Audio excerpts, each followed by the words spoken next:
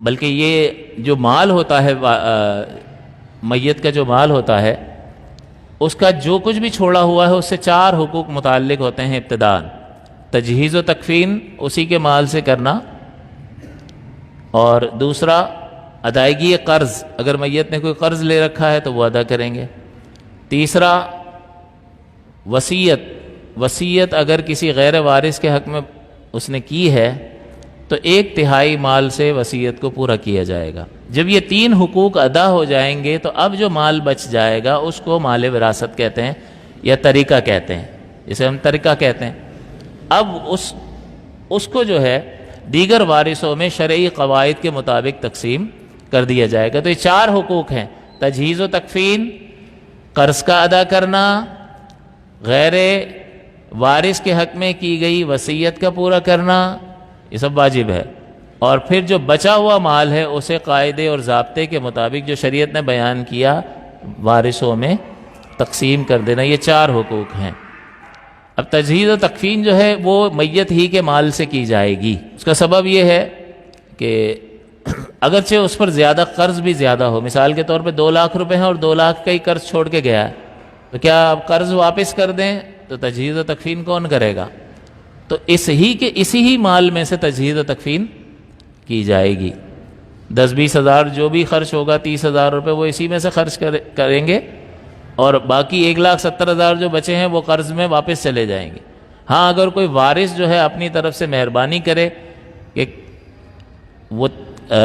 یہ تجہیز و تکفین کے اخراجات خود برداشت کرے اور یہ 2 لاکھ روپے اس کو دے دے جس کے تھے، تو ٹھیک ہے، تو یہ اس پر احسان ہوگا کہ پھر وہ مقروض حالت میں اس دنیا سے نہیں جائے گا۔ اس لیے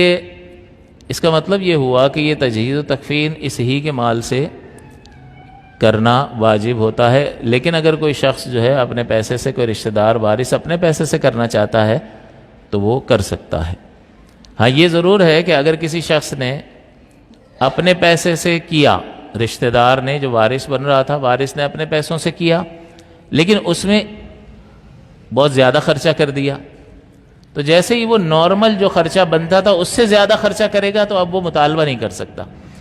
جتنا خرچہ بنتا تھا، جو کفن دینا چاہیے تھا وہی کفن دیا، تو پھر وہ اس کا مطالبہ کر سکتا ہے کہ بھئی یہ ابا کی تجہیز و تکفین پہ میں نے خرچہ کیا تھا وہ مجھے دے دو، میں نے اسی نیت سے کیا تھا کہ بعد میں لے لوں گا، تو وہ اس کو دیا جائے گا، لیکن اس میں کوئی کمی زیادتی نہ کی ہو۔ زیادتی اگر اضافہ کر دیا ہے تو پھر مسئلہ ہوگا، وہ اس اعتبار سے کہ مرد کو 3 کپڑے کفن کے طور پر دینا سنت مبارکہ ہے اور عورت کو 5 کپڑے دینا، تو اگر کسی نے تعداد میں اضافہ کر دیا، عورت کو 6 کپڑے دیے اور مرد کو 4 کپڑے دیے، تو اب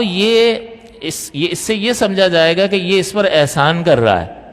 اور اس کی واپس لینے کی نیت نہیں ہے، اگرچہ نیت رکھتا ہو، لیکن ظاہر حال کیا ہے کہ یہ اضافہ کیوں کر رہا ہے؟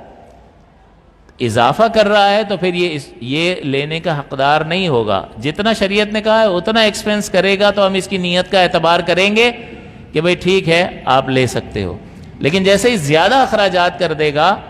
تو ہم یہ کہیں گے کہ اس نے زیادہ خرچہ جو ہے بطور احسان کیا ہے، لہٰذا اس کا مطالبہ نہیں کر سکتا۔ مزید دوسرا یہ کہ وصف میں اضافہ کریں، یہاں تو تعداد میں اضافہ کیا، 5 کی جگہ 6 کپڑے دے دیے، 3 کی جگہ 4 دے دیے، تو تعداد میں اضافہ کیا۔ اگر وصف میں اضافہ کر دیا، وصف میں اضافہ یوں کہ یہ زندگی میں جس طرح کا لباس پہنتا تھا، جتنا مہنگا پہنتا تھا، اس طرح کا کفن اس کو دینا چاہیے، تو اس نے یہ جس کا انتقال ہوا ایک نارمل سا آدمی تھا اور نارمل کپڑے پہنتا تھا، اس نے اس کو اعلیٰ کفن دیا، مہنگا، تو اب یہ وصف میں اضافہ ہوا یعنی کوالٹی میں اضافہ ہوا۔ کفن کو ہی 3 کپڑے دیا مرد کو، لیکن کوالٹی اچھی کر دی، تو یہ اضافہ ہے یا نہیں ہے؟ اس پہ پیسہ زیادہ لگے گا یا نہیں لگے گا؟ لگے گا۔ تو اب اس کا مطلب یہ ہوا کہ اب یہ مطالبہ نہیں کر سکتا، کیونکہ یہ اعلیٰ کفن دینا اس کی طرف سے احسان سمجھا جائے گا، اور اب یہ مطالبہ نہیں کر سکتا کہ بھئی میں نے جو خرچہ کیا تھا وہ مجھے دو۔ تو جو خرچ کرنے والا ہے وہ اس بات کو ذہن میں رکھے کہ اگر اسے اپنے یہ پیسے مال وراثت سے واپس چاہیے، جو تجہیز و تکفین پر وہ خرچ کر رہا ہے، تو جو ضروری اخراجات ہیں وہ کرے اور اس کے بارے میں پہلے کسی عالم سے معلوم کر لے، ورنہ پھر جھگڑے ہوتے ہیں، یا پھر مسئلہ یہ ہوتا ہے کہ اس کا بنتا نہیں تھا واپس لینا اور اس نے لے لیا، تو اس کا مطلب اس نے دوسرے ورثاء کا حق لے لیا، تو اب یہ حقوق العباد کے ظلم میں گرفتار ہوگا۔ تو اب خرچ بھی خود کر رہا ہے، لیکن تھوڑی سی معلومات نہ ہونے کی بنا پر دوسروں کا مال اس کے پاس آ رہا ہے، اور پھر یہ آخرت میں اس کی گرفت ہوگی۔ تو لہٰذا سوچ کر سمجھ کر کسی عالم دین سے پوچھ کر اگر مسئلہ کریں گے، اس پر عمل کریں گے، تو یہ ہر اعتبار سے درست ہوگا، اطمینان قلب کا باعث بھی ہوگا، جھگڑے اور فساد بھی پیدا نہیں ہوں گے، اور ہر ایک کے لیے ماننے کا سبب بنے گا، تسلیم کرنے کا سبب بنے گا۔